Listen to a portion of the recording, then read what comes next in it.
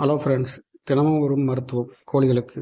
இன்றைய மருத்துவம் என்ட்ரோசன் பிஹெச். அந்த என்ட்ரோசன் பிஹெச் என்றால் என்ன, அதில் என்னென்ன மருந்துகள் இருக்குது, நம்ம எதுக்கெல்லாம் பயன்படுத்தலாம், இதை பற்றி பார்க்கலாம். இந்த வீடியோ பிடிச்சிருந்தால் லைக் பண்ணுங்கள், ஷேர் பண்ணுங்கள், சப்ஸ்கிரைப் பண்ணுங்கள். வாங்க வீடியோக்குள்ள போகலாம். அதாவது என்ட்ரோசன் பிஹெச், இதில் 2 வகையான ஆன்டிபயோட்டிக்ஸ் இருக்குது.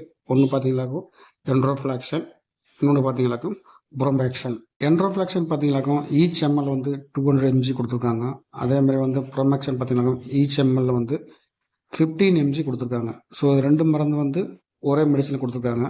இந்த என்ட்ரோஃப்ளாக்சன் என்னென்னலாம் வேலை செய்யுதுன்னு பார்த்தீங்களாக்கும் பாக்டீரியாவை கொல்லும் தன்மை கொண்டது.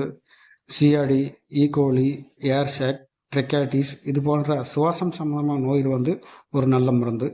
அடுத்து பார்த்தீங்கன்னாக்கும் புரோமேக்சன். இந்த புரோமேக்சன் என்ன செய்யுங்கன்னா லங்ஸில் உள்ள கட்டி சளியை கரைக்கும் தன்மை கொண்டது. அதனால் 2 ஆன்டிபயோட்டிக்ஸ் ஒரே மருந்து இருக்கிறதுனால நம்ம 6 ஆன்டிபயோட்டிக்காகவும் கொடுத்துக்கலாம்.